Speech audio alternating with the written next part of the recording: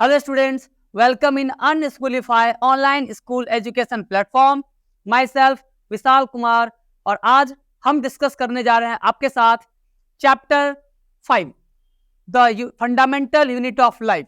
ठीक है, और ये इतना इंपॉर्टेंट चैप्टर है कि आपके नीट की एग्जामिनेशंस के लिए भी, जो बच्चे आगे का फ्यूचर सोचे हुए हैं, जो सोच रहे हैं कि सर ऐसा मुझे चाहिए कि 9th के साथ साथ मेरे को मेडिकल का भी कुछ कवर अप हो जाए, क्योंकि ये ऐसा चैप्टर है बेटा जो 11th में जाने के बाद भी पढ़ना है हम लोगों को. तो काफी एक्सपेंडेड फॉर्म में पढ़ना होता है, बट हम लोग क्लास 9th को ध्यान में रखते हुए थोड़ा सा एक्सप्लेन करके पढ़ेंगे ताकि क्लास 9th को करते हुए भी 11th में दिक्कत ना आए. तो आज हम लोग जिस चैप्टर को डिस्कस करने जा रहे हैं वो आपके सामने है, आपके स्क्रीन पर. क्या नाम है इसका? The fundamental unit of life. और आपको पता है ना कि फंडामेंटल यूनिट ऑफ लाइफ कहते किसको है? सेल को कहते हैं. और बड़ा प्यारा चैप्टर है ये सेल है. आपको पता है ये सेल क्यों जरूरी है, आखिर क्यों पढ़ना चाहिए हम लोगों को? कुछ तो पता चलना चाहिए ना कि सर अगर हम सेल पढ़ रहे हैं इसका रीजन क्या है, क्यों पढ़ना चाहिए. आप ऐसे सोचो, इस दुनिया में जितने भी लिविंग ऑर्गेनिज्म हैं उन सब का बॉडी सेल का बना हुआ है. हमारा भी बॉडी सेल का है, आपका भी बॉडी सेल का है. तो अपने को ये तो पता होना चाहिए कि हमारा जो बॉडी सेल का बना हुआ है वो है क्या, उसमें ऐसा क्या है जो हमारे लिए काफी इंपॉर्टेंस रखती है. तो देखिए हुआ क्या, हम इस सेल के बारे में, आपके सामने आपके स्क्रीन पर एक प्लांट है, एक पेड़ है, ट्री नजर आ रहा होगा आपको. ठीक है, ये जो पेड़ है ये वही पेड़ है जिस पे पहली बार क्या खोजा गया था, जिस पे पहली बार बेटा सेल खोजा गया था. और ये सेल किसके द्वारा खोजा गया? रॉबर्ट हुक के द्वारा. तो देखिए ये वही प्लांट है, ये वही प्लांट है जिसके ऊपर क्या खोजा गया? सेल खोजा गया. ठीक है, तो देखिएगा इस प्लांट का नाम जानते हैं, बड़ा प्यारा नाम है इसका. इसका नाम है क्विस्कस. क्या नाम है? क्विस्कस. Quercus plant. कौन सा प्लांट है? Quercus plant. और इसका एक और नाम है जिसका क्या है? Oak plant. ठीक है, तो एक बार जो रॉबर्ट हुक हैं, रॉबर्ट हुक जिनका नाम हमको इतना अच्छे से याद है, रॉबर्ट हुक ने इस प्लांट को देखा और इस पेड़ की छाल पर, इस पेड़ की किस पर? छाल पर ऐसा टिश्यू नजर आया. बेटा ध्यान दीजिएगा, माइक्रोस्कोप पे देखने के बाद ऐसा है.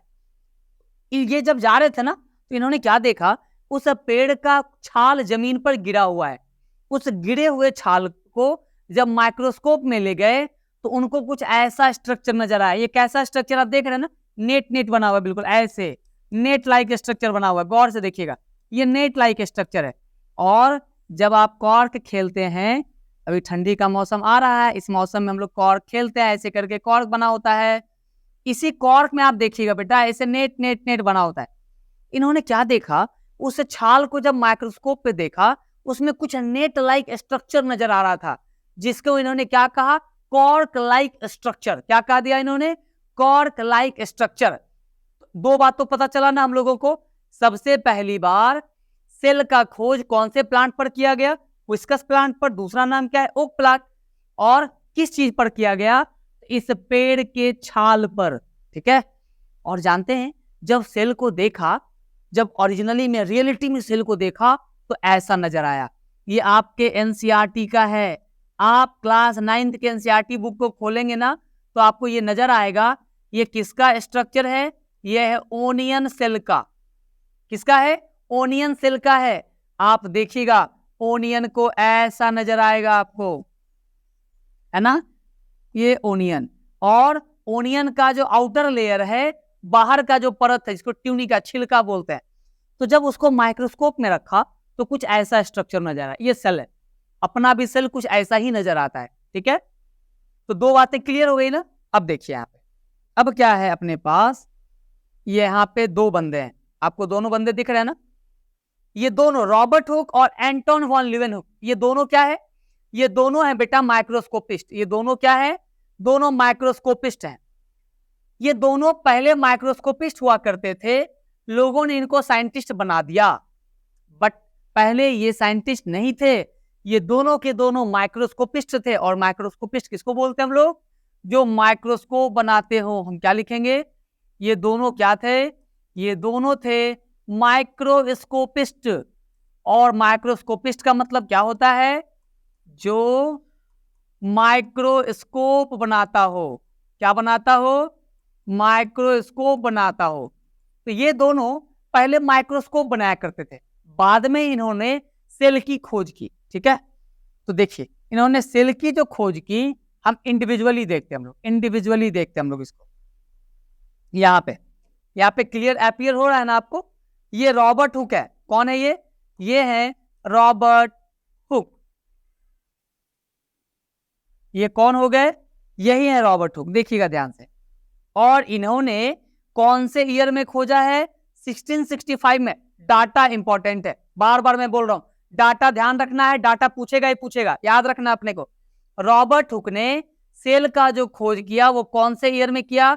1665 में किया। ठीक है, और जब इन्होंने डेड सेल को देखा तो ऐसा नजर आ रहा था। ये देखो, ये वाला आप देख रहे हो ना, ये डेड सेल है, ये अंदर वाला डेड सेल है, ये डेड सेल है।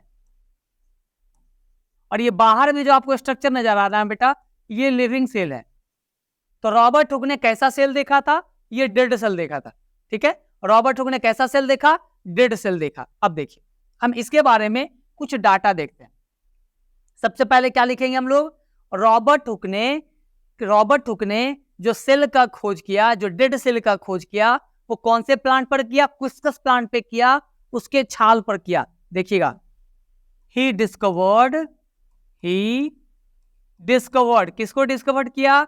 Dead cell. बार बार मैं कह रहा हूं, डेड सेल इंपॉर्टेंट है, सिर्फ सेल लिखेंगे काम नहीं चलेगा। Dead cell, he discovered dead cell on the bark of. Bark का मतलब क्या हो गया? इसका मतलब होता है छाल। On the bark of Quercus plant. कौन से प्लांट? क्विस्कस प्लांट। इसका दूसरा नाम हमने लिखा है बेटा ओक प्लांट। तो इन्होंने क्विस्कस प्लांट के बार्क पर डेड सेल को खोजा। ठीक है, अब देखिएगा, इन्होंने नाम भी दिया टर्म सेल। टर्म सेल किसके द्वारा दिया गया? Was given by Robert Hooke. Robert hook ने ही ये नाम भी दिया। कौन सा? सेल जो नाम है ना, ये किनके द्वारा दिया गया? रॉबर्ट हुक के द्वारा दिया गया। और इनके द्वारा एक प्यारा सा बुक लिखा गया। क्या नाम था? माइक्रोग्राफिया। माइक्रोग्राफिया, ध्यान देंगे हम लोग। माइक्रोग्राफिया वॉज रिटन बाय, किसके द्वारा लिखा गया? Written by Robert Hooke. Robert Hooke के द्वारा ही क्या लिखा गया? अब देखिए, रॉबर्ट हुक ने एक बुक तो लिख दिया माइक्रोग्राफिया। इस बुक में उन्होंने सब कुछ डिस्कस किया, उन्होंने बताया कैसे प्लांट को खोजा गया, कैसे उस प्लांट के सेल को हमने खोजा, कैसे माइक्रोस्कोप में देखा, वो सारी बातों को इन्होंने इस बुक में लिखा है। ये पूरा डाटा अपने को याद रखना है। ठीक है, अब देखिए इसके बाद आता है, इसके बाद क्या है? इसके बाद एक और अपने पास साइंटिस्ट हैं जिनका नाम क्या है? Leeuwenhoek, Anton von Leeuwenhoek. ध्यान दीजिएगा, क्या नाम है बेटा? Anton von Leeuwenhoek. देखिएगा यहां लिखा हुआ है ना, एंटोन वॉन लीवेनहुक। ये जो साइंटिस्ट हैं, इन्होंने क्या किया? 1676 में, देखिएगा यहां पे, इन्होंने लिविंग सेल की खोज की। कैसे खोज की? तो देखिएगा, ये क्या हुआ कि ये जब नहाने गए, पहले के समय में तालाब तो होता नहीं था। होता था क्या? पहले के समय में तालाब होता था, तालाब होता था, बिल्कुल होता था। तालाब ही तो था जहां पे नहाते थे हम लोग, जहां से पानी पीते थे हम लोग, कपड़ा धोते थे हम लोग। आज के समय में मोटर आ गया, इतना सारा फैसिलिटी हो गया। तो एंटोन वॉन लीवेनहुक जब तालाब में नहाने के लिए गए, तो उन्होंने एक लिविंग सेल को देखा। उन्होंने देखा कुछ तो है उस तालाब में जो चल रहा है, कुछ लिविंग है। और उन्होंने जिस चीज को देखा वो क्या था? वो यही था स्पाइरोगायरा। बिल्कुल आपके स्क्रीन पर है, देखिएगा, यही है वो स्पाइरोगायरा जिसको पहली बार लीवेनहुक ने कहा देखा? पॉन्ड वाटर में देखा। और ये किसका टाइप्स है? It is an types of algae. ये एल्गी का टाइप्स है ये। ठीक है, तो देखिए,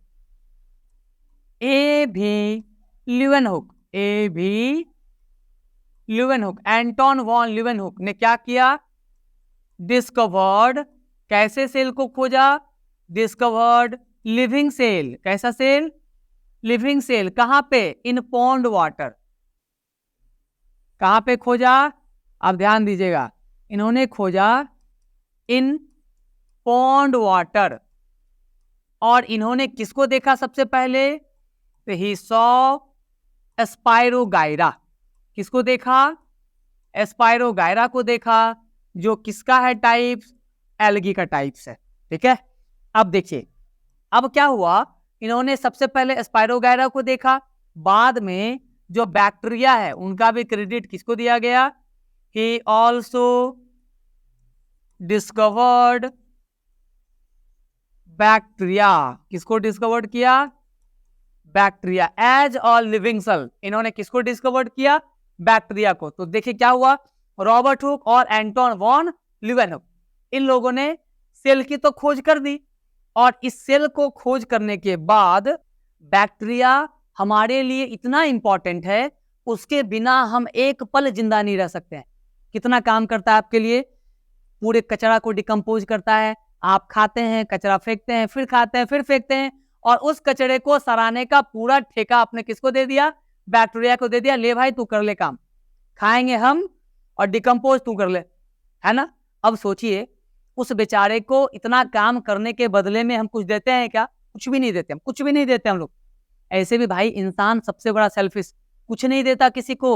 वो तो फिर भी बैक्टीरिया है बेचारा, उस बैक्टीरिया को भी कुछ नहीं दे रहा वो। ठीक है, लेकिन बैक्टीरिया ऐसा ऑर्गेनिज्म है, आपसे कुछ नहीं लेता वो, फिर भी इतना सारा काम करता है। पूछता है एग्जाम में, बैक्टीरिया का क्या फायदा है? अपने को फायदा देखने का है। ठीक है, देखो ये क्या है? दूध है ना। क्या है ये? मिल्क है। आप जाते हैं ना सुधा काउंटर पे, वहां देखिएगा लिखा हुआ रहता है उसके पैकेट पे, ये दूध नहीं दम है, पियो जितना कम है।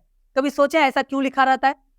ये दूध नहीं दम है, पियो जितना कम है, इस पे क्यों नहीं लिखा रहता है? ये दही नहीं दम है, पियो खाओ जितना कम है। ऐसा देखा है क्या आपने? ऐसा नहीं रहता है, इसी में सिर्फ रहता है। ये आप मैगी खरीदने जाते हैं, घर में सब लोग मना करता है मैगी के लिए, मैगी खाते ही। मैगी पे देखा है क्या लिखा रहता है? मैगी जितना खाओ कम है, उसमें बहुत ज्यादा दम है, ऐसा कुछ रहता है क्या? कुछ नहीं रहता है ऐसा। दूध के पैकेट पे रहता है। समझिएगा दूध में ऐसा क्या खासियत है। कहता है, पहला बात तो हम जानते हैं बेटा कि जो मिल्क है ना, ये उजला दिखता क्यों है? पहले तो ये समझते हैं हम लोग। मिल्क में एक प्रोटीन पाया जाता है जिसका नाम है कैसीन। क्या नाम है? Casein protein. इसी प्रोटीन के कारण मिल्क दिखता कैसा है? उजला दिखता है। अब समझिए, हम लोग जो मिल्क पीते हैं उसमें प्रोटीन होता है, कैल्शियम होता है, और क्या क्या होगा बताइएगा? कैल्शियम होगा, प्रोटीन होगा, बहुत सारी चीजें होती है। बट इसमें कैसीन प्रोटीन है जिसके कारण मिल्क कैसा दिख रहा है बेटा? व्हाइट दिखता है। ठीक है, अब देखिए मिल्क में तो कैसीन प्रोटीन हो गया, पहली बात। दूसरी बात कि मिल्क मीठा लगता क्यों है? क्योंकि मिल्क में पाया जाता है लैक्टोज। क्या पाया जाएगा? लैक्टोज। हम क्या लिखेंगे? Casein protein. इसके कारण मिल्क कैसा दिख रहा है हम लोगों को? उजला दिखता है। इसको थोड़ा हम आपको और ऊपर लिख देते हैं ताकि आपको और मजा आए पढ़ने में। देखिए हम क्या लिख रहे हैं, ड्यू टू कैसीन प्रोटीन, देखिएगा ड्यू टू कैसीन प्रोटीन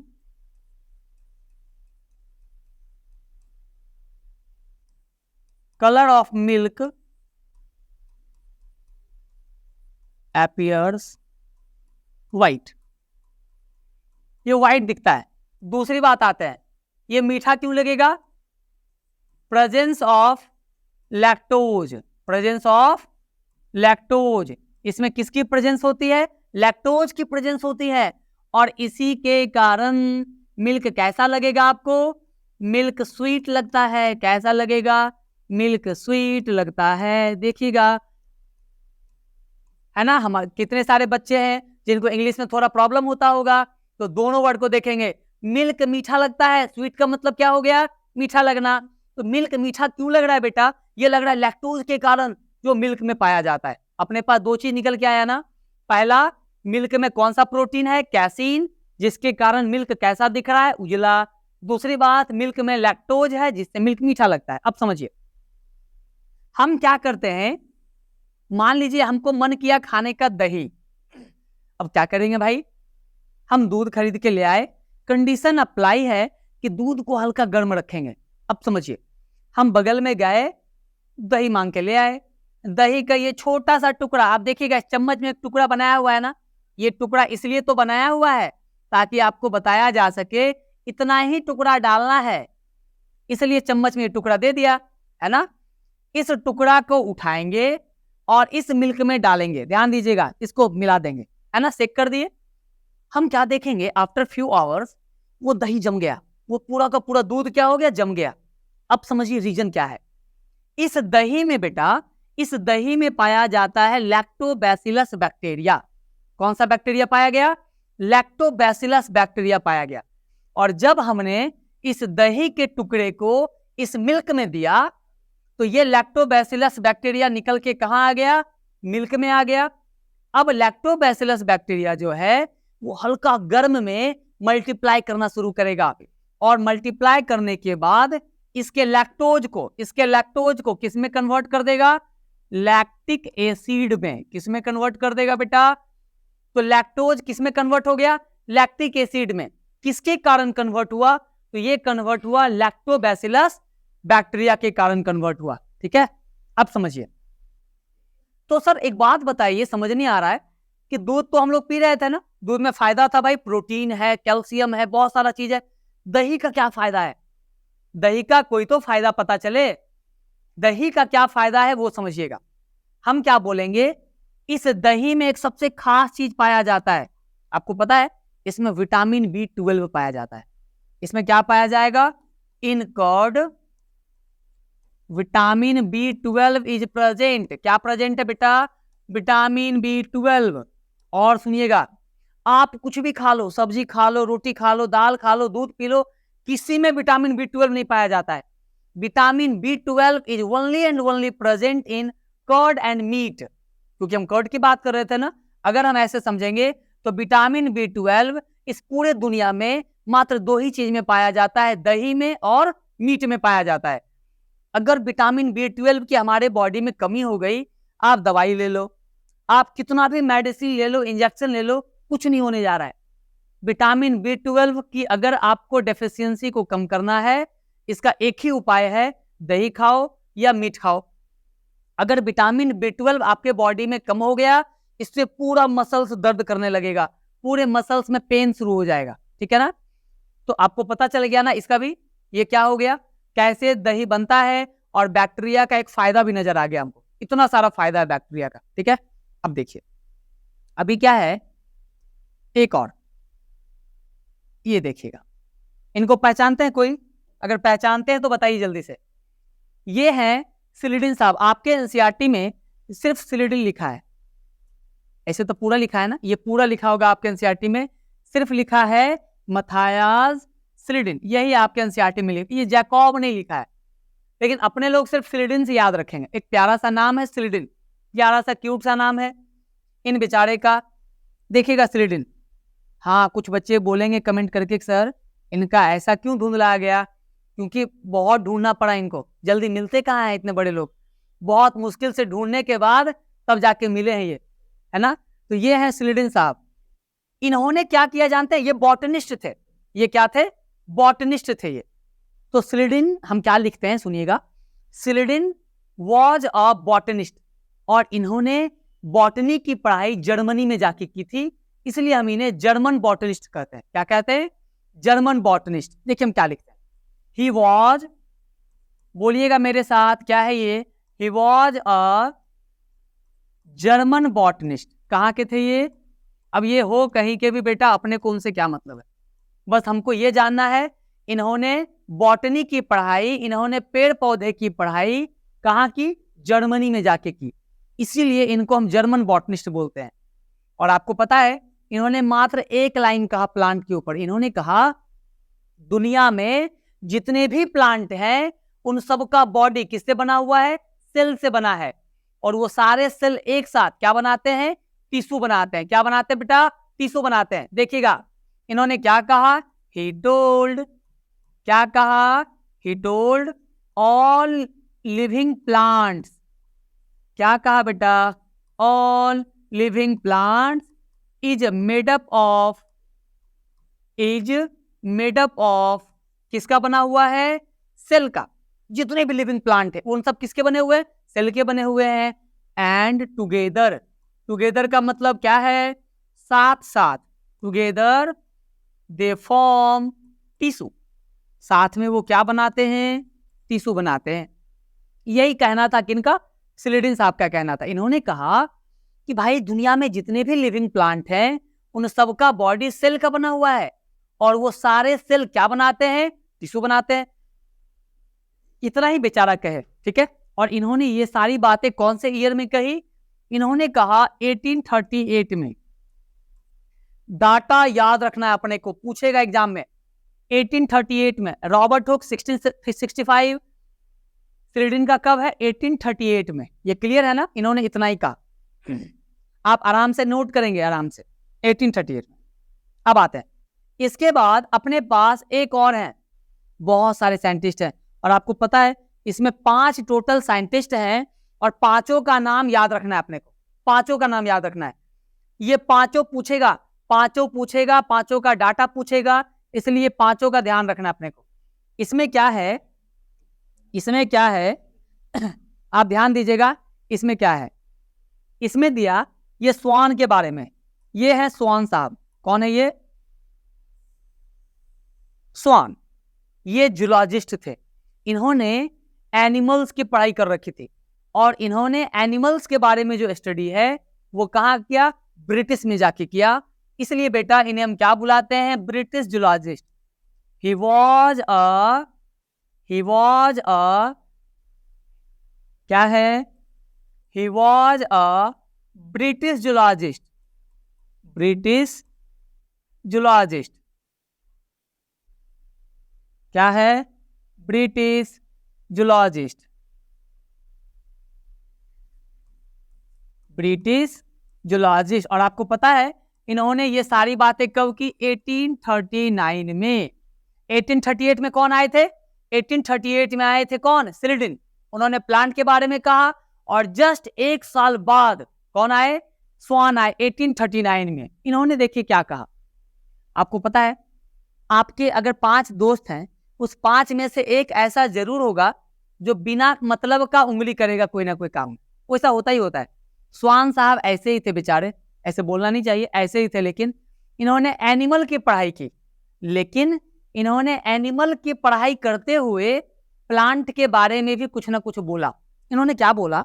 इन्होंने कहा कि जो प्लांट है उसका बॉडी एक स्पेशल यूनिक फीचर का बना है, जिसको सेल वॉल बोलते हैं। इन्होंने कहा प्लांट में एक सबसे यूनिक कैरेक्टर प्रेजेंट है, जिसको हम क्या बुलाते हैं? सेल वॉल बुलाते हैं। देखिए इन्होंने क्या कहा। इन्होंने कहा he told cell wall is the unique character of plants। बात क्लियर है ना? प्लांट्स का सबसे यूनिक कैरेक्टर क्या है? सेल वॉल हो गया। इसके बाद इन्होंने क्या कहा वो समझिए। इन्होंने कहा प्लांट के साथ साथ एनिमल का भी बॉडी किसका बना हुआ है बेटा? सेल का बना है। देखिए इन्होंने क्या कहा। he told with प्लांट्स के साथ साथ, with plants, animals body is also made up of, animals body is also made up of cell। ठीक है, यहां तक तो क्लियर हो गया ना? Animals body is also made up of cell. आप यहां पे ऑल्सो लिख लीजिएगा। आप क्या कीजिएगा? यहां पे ऑल्सो लिख लेना बेटा। Body is also made up of cell. अब ध्यान दीजिएगा, इन्होंने कहा कि एनिमल के सेल के ऊपर, आपके स्किन के ऊपर एक पतला लेयर पाया जाता है जिसको प्लाज्मा लेमा कहते हैं। Cell and on their cell a thin membranous structure is present. कैसा स्ट्रक्चर है? A thin membranous structure is present. कैसा स्ट्रक्चर है? Thin membranous structure is present, जिसको इन्होंने क्या बोला? कॉल्ड, ध्यान देना इधर, कॉल्ड प्लाज्मा लेमा। क्या कहा इन्होंने? प्लाज्मा। अब तो बच्चा कंफ्यूज ही हो जाएगा, सर ये प्लाज्मा लेमा है क्या? सर आज से पहले तो सुना नहीं हमने। आपको पता है उस वक्त इतनी ज्यादा टेक्नोलॉजी थी नहीं, तो इन्होंने तो अपने अकॉर्डिंग नाम दे दिया प्लाज्मा लेमा। बट इसी प्लाज्मा लेमा को आज के समय में प्लाज्मा मेम्ब्रेन बोलते हैं या सेल मेम्ब्रेन बुलाते हैं। इसी प्लाज्मा लेमा को आज के समय में क्या बोलते हैं बेटा हम लोग? इसी को हम आज के समय में बुलाते हैं प्लाज्मा मेम्ब्रेन, या इसी का दूसरा एक और नाम है बड़ा प्यारा सा, सेल मेम्ब्रेन। ये क्लियर हो गया ना बात? तो स्वान साहब ने क्या किया? इन्होंने एनिमल के बारे में भी कहा और प्लांट के बारे में भी कहा। एक लास्ट बात और कहा इन्होंने, देखिएगा एक लास्ट बात इन्होंने क्या कहा, बड़ा मजेदार बात कहा इन्होंने कहा, देखिएगा इन्होंने क्या कहा पता है? इनके द्वारा एक हाइपोथेसिस दिया गया। इन्होंने लास्टली एक हाइपोथेसिस को प्रपोज किया, वो हम देखते हैं हाइपोथेसिस को। ठीक है, इनके द्वारा क्या दिया गया बेटा? इनके द्वारा एक हाइपोथेसिस को प्रपोज किया गया। देखिए, ही प्रपोज्ड, क्या प्रपोज किया? हाइपोथेसिस। ये बहुत इंपॉर्टेंट है, हाइपोथेसिस पूछेगा ही पूछेगा, याद रखिएगा इस बात को। इन्होंने हाइपोथेसिस में क्या कहा? इन्होंने कहा, क्या कहा इन्होंने हाइपोथेसिस में? वो देखते हैं हम लोग।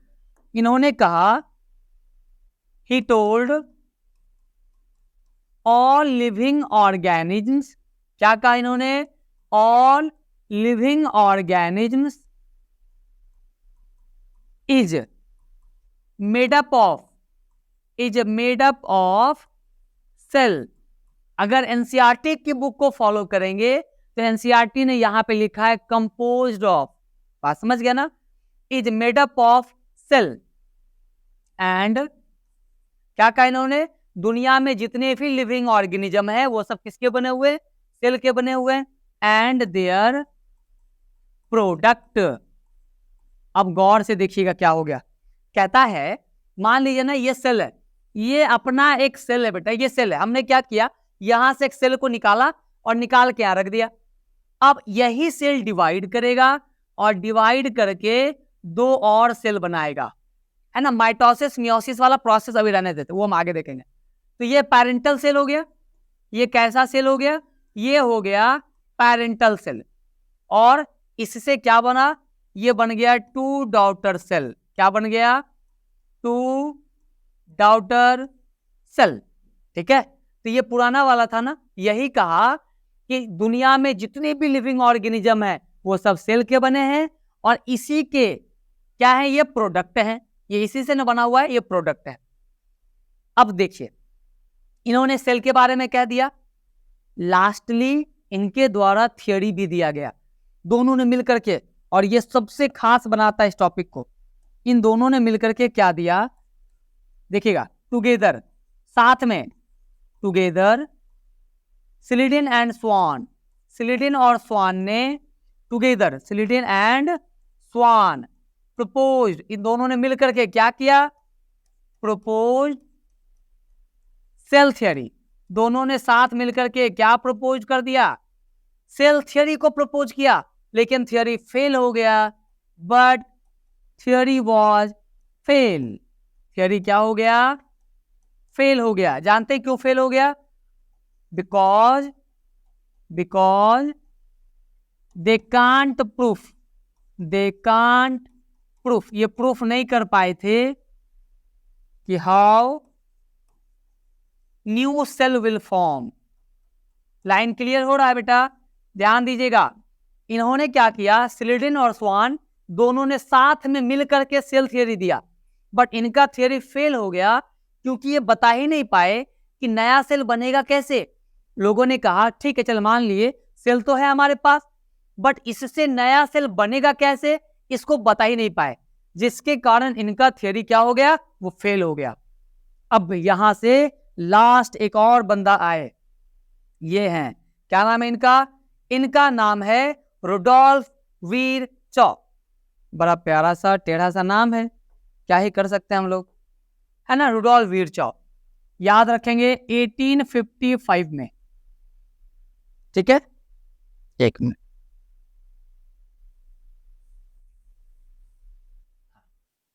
है ना, ये रुडोल्फ विरचॉ है ना, पहले ऐसे समझते हैं। रुडोल्फ विरचॉ ने क्या किया, इन्होंने क्या देखा कि भाई स्लीडिन और स्वान ने तो सारा चीज कर ही दिया था, इनका थियोरी फेल हो गया। अब इन्होंने, ये बड़ा दिमाग वाले आदमी थे, इन्होंने कुछ नहीं किया, कुछ किया ही नहीं इन्होंने क्या किया, उनके थियोरी को उठा के उसको मॉडिफाई कर दिया। इन्होंने क्या किया, ही मॉडिफाई दी सेल थियोरी। किसके सेल थियोरी को मॉडिफाई किया, स्वान। और देखिए इन्होंने क्या कहा, एंड टोल्ड, बड़ा प्यारा सा बात कहा, ओमनीज सेलुला ई सेलुला। आप गौर से सुनिएगा, ये बड़ा टेढ़ा नाम है, इस नाम को सुन करके बड़ा लगता है क्या ही तो लिखा हुआ है ये। आपको पता है ये इनका मदर टंग था, मातृभाषा थी। अब आपको बताते एक मजेदार बात, कैसे हम पता करेंगे किसी की मातृभाषा को। कभी अमेरिका गए हैं आप लोग, नहीं गए हैं, कोई बात नहीं। मान लीजिए आप अमेरिका गए, कहाँ गए, अमेरिका गए, और अमेरिका में आपको इंडियन मिल गया, पहचानना आसान है भाई, इंडियन तो पहचान मिलेगी। लेकिन अब अपने को पहचानना है, उसमें से बिहारी कौन है, बिहारी को पहचानना है अपने को। ध्यान दीजिएगा, कैसे पहचानेंगे बिहारी को, हम क्या करेंगे, जाएंगे उस बिहारी के पीछे जाएंगे और कान के नीचे जोर से थप्पड़ मारेंगे। सबसे पहला बात जो उसके मुंह से निकलेगा यही बताएगा कि बिहारी है कि नहीं। अगर बिहारी होगा, आपको पता ही हो क्या बोलेगा सबसे पहले, और उसके बाद हाथ पैर जोड़ के पीछे खड़ा रहिएगा, फिर पीटने वाले हैं बहुत जोर। तो ये इनका मदर टंग था, ओमनी सेलुला ई सेलुला उनका मदर टंग था। इसको जब हमने अपनी भाषा में कन्वर्ट किया तो क्या पता चला, प्री एग्जिस्टिंग सेल। क्या पता चला, प्री एग्जिस्टिंग सेल। अब सुनिएगा, प्री का मतलब क्या है, प्री का मतलब पहले। इन्होंने कहा कि जो सेल पहले से एग्जिस्ट कर रहा है उसी से नया सेल बनेगा। इन्होंने कहा all living cell arises from, कहां से अराइज होगा, अराइजेज फ्रॉम, ध्यान दीजिएगा, all living cell arises from pre existing cell. कहां से होगा, प्री एग्जिस्टिंग सेल। और दूसरा और लास्ट बात इन्होंने क्या कहा, all living organisms is made up of या composed of, made up of cell. जितने भी लिविंग ऑर्गेनिज्म है वो सब किसके बने हुए हैं, सेल के बने हैं, और उसी के क्या है, प्रोडक्ट भी हैं। ठीक है, तो हमारे पास 5 साइंटिस्ट थे ना, एक कौन हो गया आपको, रॉबर्ट हुक, दूसरा लीवेनहुक, तीसरा स्लीडिन, चौथा Schwann, and the last one is Rudolf Virchow, जिन्होंने 1855 में इस पूरे बातों को कहा। और ये आपका सेल थियरी बेटा प्रूफ हो गया। ठीक है, अब देखिए इसके आगे हम लोग फिर देखेंगे कि सेल थियरी के बाद क्या आया। जब अगला लेक्चर हम लोग पढ़ेंगे तो इसको एक बार रिवाइज करेंगे, बिना इसको रिवाइज किए अगला लेक्चर को नहीं पढ़ना है। ठीक है, और फटाफट कमेंट करना है इसमें से और क्या क्या पता चल रहा है। अब देखिए ये तो आपका हो गया ना, ये हो गया। अब देखिएगा यहाँ पे YouTube में जाएंगे हम लोग और इसको पहले अच्छे से देखेंगे और बाद में फिर तो वीडियो देखना है हम लोगों को। उसके लिए हमको सब्सक्राइब करने के बाद हमको पता चलेगा कि जैसे जैसे वीडियो आते जाएगा बेटा, नोटिफिकेशन मिलते जाएगा और पढ़ते जाएंगे और फटाफट अच्छा नंबर लाना है। ठीक है, तो ऐसे हम लोग, ठीक है, फिर अगले वीडियो में मिलते हैं हम लोग। All the best.